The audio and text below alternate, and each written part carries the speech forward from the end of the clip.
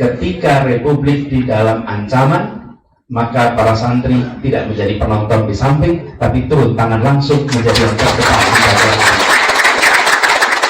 Kita ingat resolusi jihad yang dimunculkan dan peristiwa 9 September peristiwanya itu hari ini, betul ya? Di hotel Yamato, 9 September ini pas 9 September ini. 9 September itu peristiwa Yamato, 22 Oktober resolusi jihad, 10 November peristiwa pertempuran yang legendaris itu. Dan ini adalah sebuah rangkaian yang mengirimkan pesan kepada seluruh dunia. Bapak sekalian, peristiwa 10 November itu secara tempurnya sekutu kekuatan lebih besar kita. Tetapi yang menggegerkan dunia, mereka tidak mengira bahwa proklamasi kemerdekaan yang pada waktu itu dituding oleh dunia sebagai kemauan sekelompok orang yang menyatakan atas nama bangsa Indonesia, itu dianggap tidak mewakili seluruh rakyat. Tapi begitu ada peristiwa 10 November, dunia terhentak. Ternyata bukan kemauan sebagian orang, ini kemauan rakyat kebanyakan di seluruh dunia.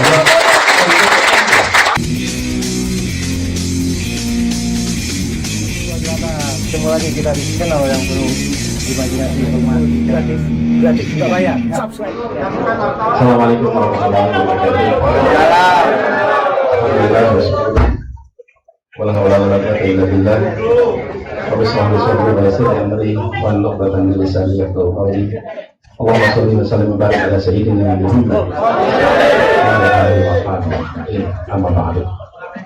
Yang saya muliakan, yang saya hormati, yang kita panuti, para kiai, para habaib, para alim ulama yang saya hormati, saya banggakan, dan saudara seperjuangan sejak lama, calon wakil presiden Republik Indonesia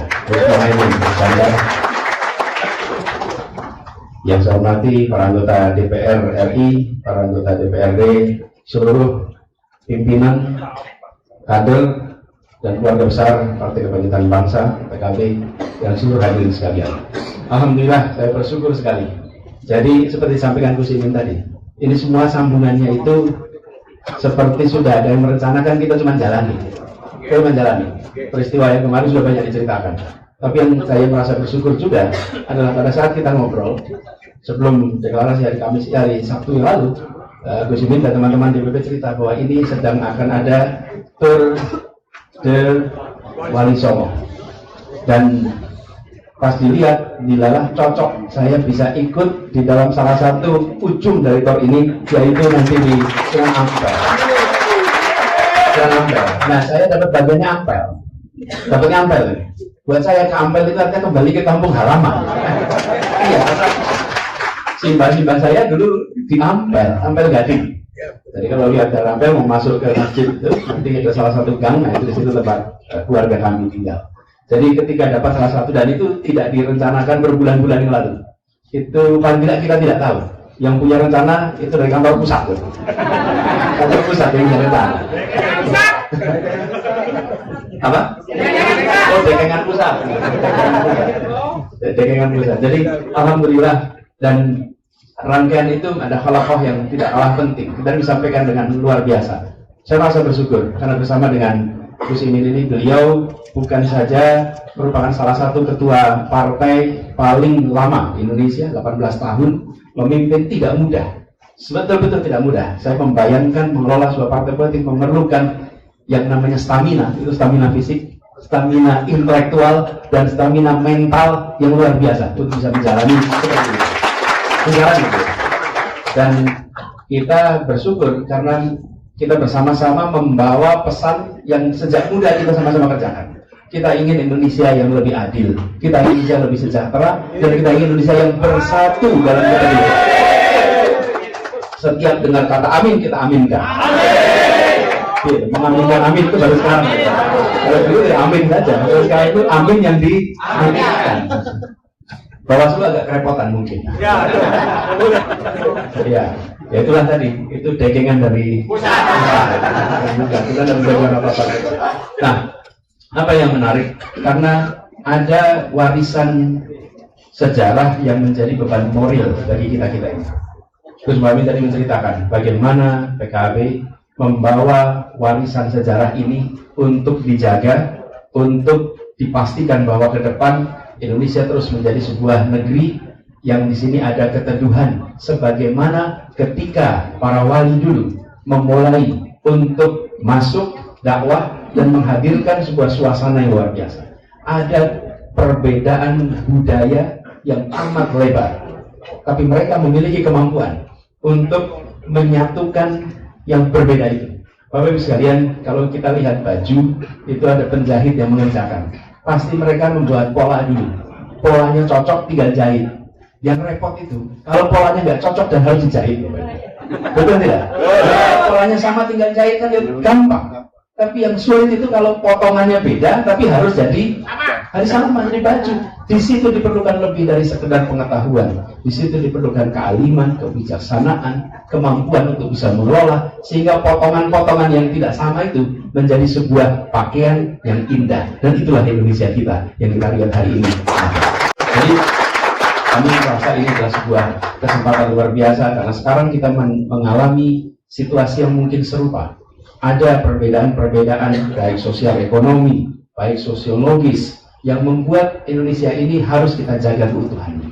Dan kita menyadari selama beratus tahun umat Islam menjadi salah satu perekat di dalam kebangsaan yang ada di Indonesia. Salah satu lagi adalah juga bahasa ini merupakan perekat di antara kita. Karena itu kita ingin sekali meneruskan menjaga tradisi ini. Insya Allah kita terus akan menjadi rahmatan lil alamin. Dan bila itu kita jaga, maka kita bukan saja meneruskan apa yang dulu sudah dikerjakan, tapi insya Allah juga memberi pelajaran bagaimana menerjemahkannya dalam konteks yang modern. Dan khususnya untuk Sunan Ampel ini agak unik, karena Sunan Ampel ini selain juga memiliki keilmuan yang luas, kita tahu keikhlasannya, murid-muridnya juga alim. Sunan Bonang, Sunan Derajat ya, itu murid-muridnya, dan Giri. Tapi juga beliau ada di dalam wilayah kepemimpinan politik. Inilah yang mungkin bisa menjadi inspirasi bagi kita. Bagaimana itu bisa dikerjakan secara bersamaan dan mendatangkan perasaan ketenangan, keteduhan. Ini harapannya. Dan kami bersyukur sekali bersama dengan Gus Imin kita akan menyongsong ini. Kita sevisi, kita ingin Indonesia yang masyarakatnya aman, teduh, damai, tapi juga kita menginginkan Islam yang hadir memberikan rahmatan lil alamin. Datang dengan ketenangan, keteduhan yang membuat semua melihat, merasa bersyukur kami berada di Indonesia karena memiliki karakter yang tenang, teduh, damai. Ini harapannya, dan mudah-mudahan menjadi forum untuk belajar. Saya merasa bersyukur dapat kesempatan ini. Insya Allah setelah ini selesai, nanti ada kirab lagi yang menandakan lagi ada peran sejarah yang harus diteruskan. Ketika Republik di dalam ancaman, maka para santri tidak menjadi penonton di samping, tapi turun tangan langsung menjadi yang terdepan. Kita ingat resolusi jihad yang dimunculkan dan peristiwa 9 September peristiwanya itu hari ini, betul ya? Di Hotel Yamato, 9 September ini pas 9 September ini. 9 September itu peristiwa Yamato, 22 Oktober resolusi jihad, 10 November peristiwa pertempuran yang legendaris itu. Dan ini adalah sebuah rangkaian yang mengirimkan pesan kepada seluruh dunia. Bapak sekalian, peristiwa 10 November itu secara tempurnya sekutu kekuatan lebih besar kita. Tetapi yang menggegerkan dunia, mereka tidak mengira bahwa proklamasi kemerdekaan yang pada waktu itu dituding oleh dunia sebagai kemauan sekelompok orang yang menyatakan atas nama bangsa Indonesia, itu dianggap tidak mewakili seluruh rakyat. Tapi begitu ada peristiwa 10 November, dunia terhentak. Ternyata bukan kemauan sebagian orang, ini kemauan rakyat kebanyakan di seluruh dunia. Bukan datang untuk demo, tapi untuk berangkat jihad dengan korban yang luar biasa, hibah nyawa. Saya membayangkan Gus, waktu itu bagaimana perasaan ibu-ibu yang mengirimkan anaknya berangkat. Pasti mereka datang, ibunya ke ayahnya, Abah, Ibu, dan pamit mau berangkat. Datang ke Pak Yai dan pamit mau berangkat. Dan mereka tahu anaknya belum tentu pulang. Dan mereka tidak pernah bilang, nak kau bertempur ya, biar insya Allah nanti orang keluargamu nanti kemudian hari dapat fasilitas hebat dari Republik ini. Tidak ada pikiran besok dapat apa. Yang ada saat itu adalah kita harus merdeka dan kita tunjukkan kecintaan kita pada tanah air ini, kecintaan sama. Jadi di balik peristiwa 10 November ada para alim ulama yang membekali mereka dengan doa, yang membekali mereka dengan ilmu, dan ada ibu dan ayah yang mengikhlaskan mereka berangkat ke medan tempur. Itu keluarga-keluarga yang menghasilkan pejuang. Insya Allah keluarga-keluarga kita hari ini masih terus menghadirkan pejuang-pejuang. Terus sekalian saya hormati, para kiai saya hormati, terima kasih atas kesempatan untuk bisa berilmu bersama di sini, berkhidmat bersama, seolah mendapatkan manfaatnya juga. Dan selamat berdiskusi, selamat bertukar pikiran, semoga punya manfaat. Terima kasih. Assalamualaikum warahmatullahi wabarakatuh. Waalaikumsalam warahmatullahi wabarakatuh. Terima kasih Pak Anies sudah berkenan memberikan sambutan yang sangat hangat untuk kita semua.